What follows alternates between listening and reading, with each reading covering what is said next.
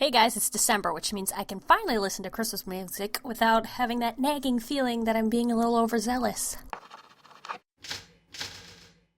Hey guys, welcome to another Speedpaint. GraphicStock reached out to me and wanted me to share with you a $50 off an entire year subscription. If you go to the link in the description, it's graphicstock.com/holidays. You're probably thinking, what the heck's GraphicStock, and why do I care? Well, GraphicStock is one of the largest, I think it's actually the largest library of downloadable copyright-free graphics. So that's got like photos and vectors and all sorts of images that you can use. And I think there's over 300,000, they said.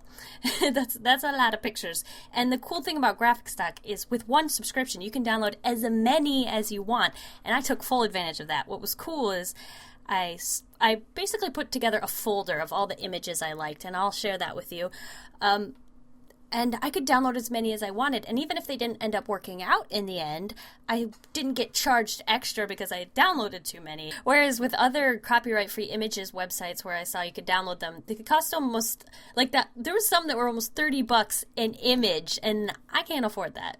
Especially when it's only $99 for GraphicStock yearly membership, and then with the $50 off. So with a GraphicStock membership, I'm able to download as many as I want, and I was able to test it out and work it out, and I was able to use the ones that fit the best for the project I was working on. And today, I thought, what cooler way to use patterned and tileable images than for wrapping paper? I absolutely love wrapping paper. But if I were to actually sit down and design each wrapping paper, it would have taken me an age for what was supposed to be just a cute little holiday sketch. Now, I know a lot of you are probably thinking, ew, get this ad out of my weekly dose of waffles. This doesn't matter to me. And that's probably the case, but with a lot of people, this is for the people who want to make money on the internet, okay?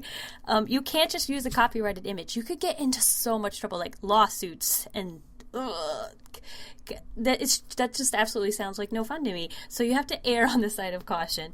And if you're a YouTuber and you monetize your videos, you have to be careful what thumbnails you use. If you put a picture into your thumbnail, you can get into a lot of trouble if that's copyrighted. Whereas if you use any of the images from graphicstock.com, you can't get in trouble because you paid for them. And graphicstock.com ensures that they are 100% royalty free. That means you're protected and you can't get sued by copyright holders. Now, I only use tileable images in this illustration, but GraphicStock also has lots of other images and cool stuff. Like I used a vector timer for my thumbnail on my 5-minute Mona Lisa video. So when you're in a crunch, especially with a video like my 5-minute Mona Lisa that I'm doing because I don't have enough time to make a video, I'm able to, in a crunch time, use a GraphicStock image since I didn't have time to draw my own timer. Especially since going on Google and searching timer and then stealing an image off Google is a big no-no. That's like, ooh, yeah, don't do that. And here I just colored Maggie in, and I actually used some screen tone brushes that I purchased, not from graphicstock.com. They don't sell Photoshop brushes. They should really get into that market. Anyway, I used that to create lines on Maggie's little what is it called, nightgown? So it sort of added some texture, and I think later I had some polka dots later in there. You're wondering, why am I coloring these presents so weird? What I did was I did each color for the presents is a separate layer, and I wanted to do that so it would be easier to switch around patterns. Like it would be very, very quickly.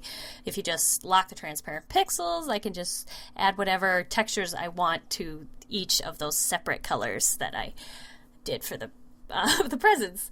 And here I created a layer and added shading. And what I did was I just used a dark purple, set the layer to multiply, and then just added shading to the entire picture. This is kind of a cop-out way to shading, but it also can look pretty cool if you do it right. So basically you just use the same color and you shade everything, and this is really, really cool when you're doing patterns. I actually have a video on how to shade patterns. I'll have a link somewhere. And this is how you do it, basically. You can either use a clipping mask or use selection tool. I'm weird and use the selection tool, and people are like, you should use the clipping mask because it's easier, but whatever. I just do what I do. So here I am finally adding in all the textures, and I'm playing around trying to get which textures I want where, and I decided to go with these purple and pink Christmassy. They just looked like wrapping paper to me, so I thought they were perfect.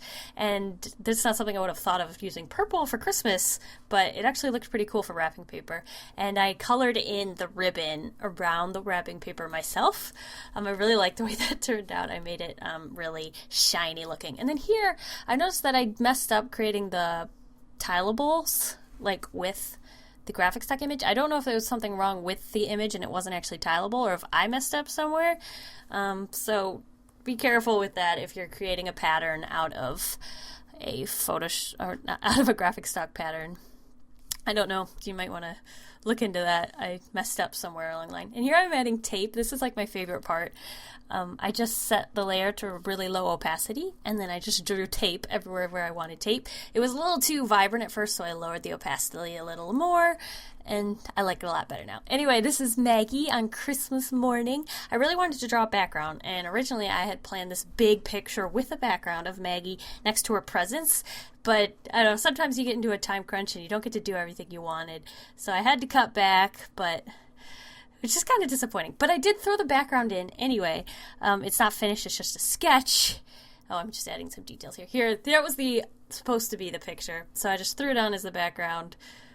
And it's just supposed to be kind of sketchy. And I kind of like the way it looks. It's kind of cute. Anyway, this is the finished illustration of Maggie getting her favorite present. She knows what's inside. She's like, this is what I've been asking for my entire life. Thank you guys for watching. I'll see you guys all next week. And I hope you have a very delicious evening full of waffles. Bye!